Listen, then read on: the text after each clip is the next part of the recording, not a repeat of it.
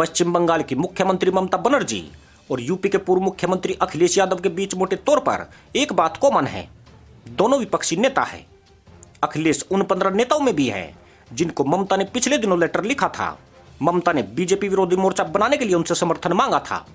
पत्र में ममता ने कहा था कि भारत के संघीय ढांचे पर सुनियोजित तरीके से हमला किया जा रहा है, जिससे देश की लोकतांत्रिक परंपराएं खत्म हो जाएगी। ममता और अखिलेश में एक और बात कॉमन है। हाल में दोनों ने ही सार्वजनिक रूप से जताया कि वे हिंदू हैं। ममता चुनाव प्रचार के दौरान कई मंदिरों में गई। उन्होंने चंडी पाठ किया और यह भी जताया कि वह ब्राह्मण है। अखिलेश इतने सौभाग्यशाली नहीं रहे कि सबके बीच इस तरह का कोई काम कर सके। वे कोविड पॉजिटिव भी हो गए। बताया गया कि कुंभ स्नान करने के अलावा वे हरिद्वार में एक जाने माने संत का आशीर्वाद लेने गए थे। समझा जाता है कि संत पहले ही कोरोना की चपेट में आ चुके थे। यह दलील भी दी जा सकती है कि ममता और अखिलेश दोनों हिंदू हैं, लिहाजा उन्होंने जो पूजा पाठ या चंडी पाठ किया उससे उनके सेकुलर राजनेता होने पर सवाल नहीं उठता है। गुजरात विधानसभा चुनाव के दौरान राहुल गांधी ने खुद को दत्तात्रेय ब्राह्मण दिखाने का प्रयास किया था। ममता और अखिलेश ने जो कुछ किया उसकी वजह यह है कि वे भाजपा को कोई मौका नहीं देना चाहते हैं कि वे उन पर मुस्लिम तुष्टीकरण का आरोप लगाए। कुछ साल पहले सोनिया गांधी ने अफसोस जताया था कि बीजेपी के मजबूत राजनीतिक ताकत बनने के बाद उनकी पार्टी को अल्पसंख्यक समर्थक इमेज के कारण चुनावी नुकसान हुआ है। अपनी हिंदू पहचान दिखाने की यह जो बेचैनी है, यह एक से दूसरे नेता को अपनी चपेट में लेती जा रही है। यह सब देश के गणतंत्र बनने के समय के माहौल से ठीक उलट है। भारत में जो बहुसंख्यक समुदाय है वह धार्मिक अल्पसंख्यकों, खासतौर से मुसलमानों को यह एहसास कराएगा कि वे पूरी तरह सुरक्षित है। यही वह समझ थी जिसके दम पर बिहार के चीफ मिनिस्टर नीतीश कुमार ने 2011 में नरेंद्र मोदी को निशाने पर ले लिया था। तब मोदी ने एक मुस्लिम धर्मगुरु की ओर से दी गई टोपी पहनने से मना कर दिया था। तब नरेंद्र मोदी गुजरात के मुख्यमंत्री थे, लेकिन उन्हीं दिनों अपना वह अभियान भी शुरू कर चुके थे जिसने उन्हें प्रधानमंत्री पद तक पहुंचा दिया। तब नीतीश ने मोदी जी को जो सलाह दी थी उसे एक बार फिर दोहराया जाना चाहिए। नीतीश ने कहा था कि हमारा देश विविधता वाला देश है, यहाँ प्रतीकों की इज्जत की जानी चाहिए। सद्भावना बनाने के लिए कभी टोपी पहननी पड़ती है तो कभी तिलक लगाना पड़ता है। इस तंज के बामुश्किल 8 साल बाद हालात पूरी तरह बदल गए हैं। मुसलमान जो टोपी पहनते हैं उसे पब्लिक लाइफ में पहनना जरूरी नहीं रह गया है। यही नहीं, ममता और अखिलेश की तरह तमाम नेता अपने हिंदू प्रतीकों का प्रदर्शन करने में जुट गए हैं। नीतीश कुमार का हाल तो आज सबके सामने है।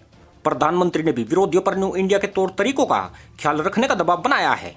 विपक्षी दल दरअसल अपने इस अनुमान से प्रभावित हैं कि मोदी और उनकी सरकार के कामकाज में लोगों को जो भी कमियां दिखती हो, एक उपलब्धि उनकी नजर में रहती है। वह यही कि उन्होंने मुसलमानों को टाइट कर दिया है। अखिलेश ने भी हाल के वर्षों में खास तौर से साल 2017 के बाद से हिंदू राष्ट्रवादी नीतियों पर शायद ही कभी कोई सवाल किया हो। उनका यह रवैया उनके पिता के 3 दशक पहले के रुख के बिल्कुल उलट है। अक्टूबर 1990 की बात है। विश्व हिंदू परिषद ने ऐलान किया था कि अयोध्या में विवादित जगहों पर कार सेवा की जाएगी। तब यूपी के सीएम रहे मुलायम सिंह यादव ने वादा किया था कि उस दिन अयोध्या में एक चिड़िया भी पर नहीं मार सकेगी। ममता की बात करें तो इस बार के असेंबली इलेक्शन में उन्होंने कम मुसलमानों को टिकट दिया। ममता और अखिलेश दोनों ने चुनाव प्रचार में प्रशांत किशोर का सहारा लिया है।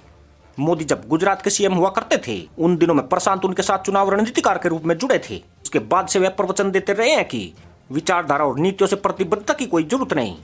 अपनी इसी सोच के साथ वे राजनीतिक रूप से विरोधी खेमों में आवाजाही करते रहे। प्रशांत का प्रभाव ममता के उस पत्र पर भी देखा जा सकता है जो उन्होंने विपक्षी नेताओं को लिखा था। यह चुनाव बाद कांग्रेस के साथ गठजोड़ की राह खोलने की कोशिश थी, लेकिन ऐसा करते हुए ममता ने बीजेपी के वैचारिक कार्यक्रमों की आलोचना नहीं की। उन्होंने संसद से उस कानून के पारित होने का हवाला दिया जिसने दिल्ली सरकार के अधिकार सीमित कर दिए। ममता ने कहा है कि यह इस बात का सबूत है कि मोदी सरकार भारत में एक पार्टी का राज कायम करने का इरादा रखती है। लेकिन ममता के पत्र में आर्टिकल 370 और जम्मू कश्मीर का राज्य का दर्जा खत्म किए जाने का जिक्र नहीं था। पत्र में विपक्षी दलों से साझा मकसद के लिए एकजुट होने की अपील की गई, लेकिन एक भी बात वैचारिक आधार वाली नहीं थी। ममता ने विपक्षी दलों से समर्थन इसलिए नहीं मांगा कि बहुसंख्यकवाद के हमले से भारत को बचाना है। इस बारे में उनकी चिंता नहीं झलकती कि धार्मिक अल्पसंख्यकों को राजनीतिक तौर पर लगातार हाशिए पर धकेला जा रहा है।